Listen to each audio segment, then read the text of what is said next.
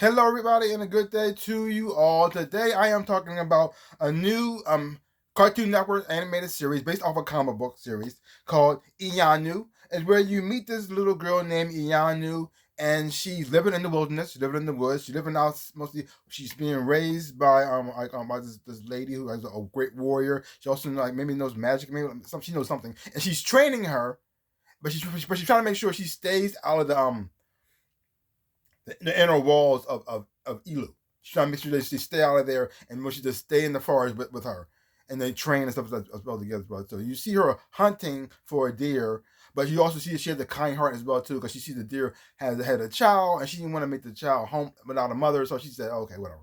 But so, and then you also get introduced to other kids as well too. You got introduced to this boy named Toyi, I think I say his name, and he's a nerd, but he's not really a fighter like his father. His father's a great warrior, and he's just a nerd.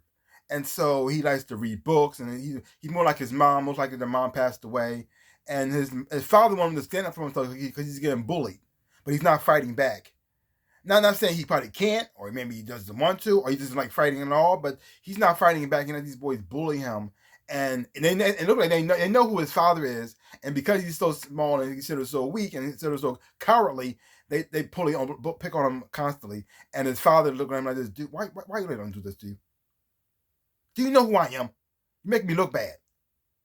And so you see the conflict between them as well. And then we also meet this other boy named Biye. I'm not sure how to say the names. I'm sorry. And he's more of a wild boy type of character, carefree type of character. And he also get introduced Iyanu as well. And then we also have the king of of Elu and the inner walls, and you got the counselor who you can tell from the start is evil.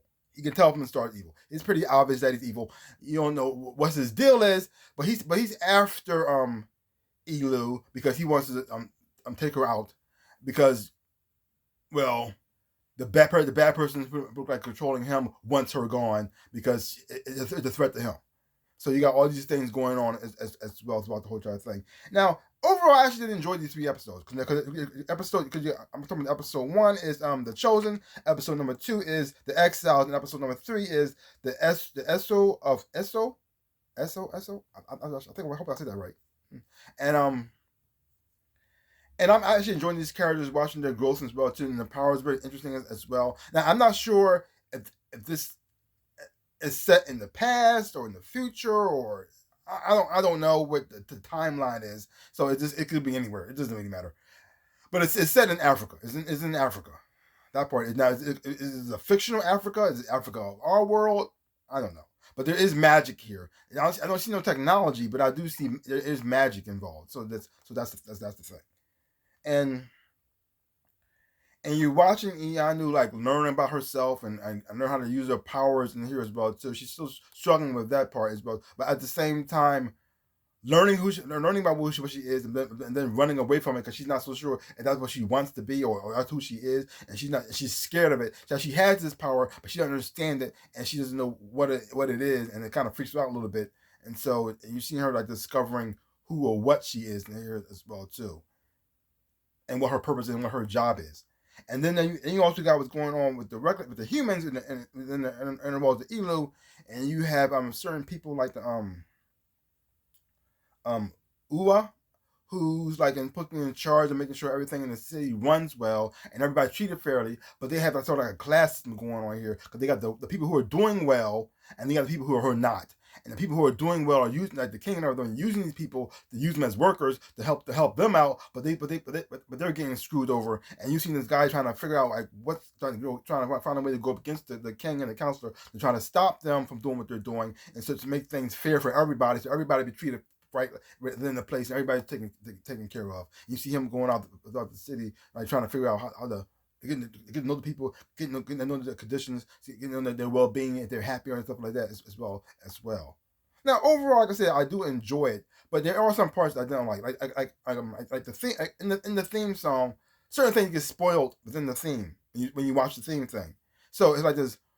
Like the counselor is being look like he's being controlled, or he's being the vessel of of some kind of godlike entity, some evil entity. And they show that in the theme it's coming on, but they don't show it in the show yet. So you get little hints of it, but you don't see it in the show.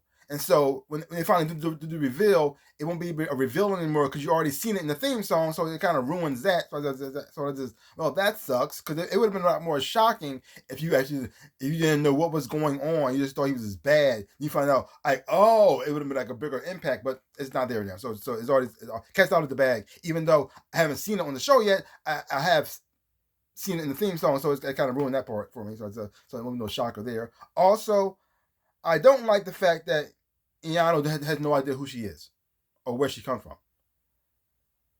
Because it's a trope you've seen before a lot of times, but the thing is, though, the woman who's training her, or Lori, does know, and she's keeping it from her, but at the same time, she's training her to how to fight and take care of herself, but she's not telling her the why part. Like, she's telling her not to go to the city, with the other people are, but she's not telling her why. Or she's telling her she's got to stay hidden, but she's not telling her the why part. So you got this girl who's just curious. She has no idea why. She doesn't know why she's hidden in the woods, why she can't go out with other people, why she can't be with other kids. Why she has powers and abilities, and why she's training her so much. I don't know. She's not telling her anything. So it's very confusing. Like you're training her to make her prepare, but you're not telling her what she's being prepared for. So that's just weird. That's the thing I didn't like. I said, that's kind of messed up. I mean, so she's prepared and not prepared at the same time. Also, they got the trope of the nerd and the warrior dad. They got that trope going on here because he now. I don't know. He might become later. He might become more of a warrior later on, or they're gonna stick to the whole nerd situation. Maybe they might just keep doing that brain over brawn situation as well too. But eventually, the father might learn to accept the son. That trope. I wish I didn't do that, but it is what it is. So it is what it is. But other than that, I'm enjoying the animation. It's pretty good as well too. I like how it looks on the style of the animation. I like the music in here as well. I even like the theme song, even though it's the spoil things. I still do enjoy it. I like the character of Iyanu as well. I like her as a character as well. Watching her going on her journey as it grows the character as well too. And there's certain things in here I really do like as well too. Like the hairstyles. I really like the hairstyles in here as well too. And then all of them aren't the same. They're different for every single person. Like nobody got this like the exact same hairstyle all the time. And so I can tell that it was done by black people because they made sure that everybody didn't look alike. Some people have short hair. Some people have the locks. Some people have the different styling with the things as well too. So some people are bald. So you got all these different things in here. I actually did appreciate that. That's kind of nice. That's nice. I don't know. It's not a big thing, but I really did enjoy that part. And I like so far I'm liking you can tell who the main characters are, who we going to be following, like the trio, like Iyanu, Be, and also Toya. You can tell they're going to end up becoming like friends. So I'm just looking forward to see how they all gonna get together, because Iyanu already met Bingy already, and so they had a little rough start, but they look like they're starting to become friends as well too. And you also see her start to learn how to control her powers without her passing out every time she uses them. So that's a fun little journey as well. So overall, these 3 episodes are actually pretty good. I really did enjoy them.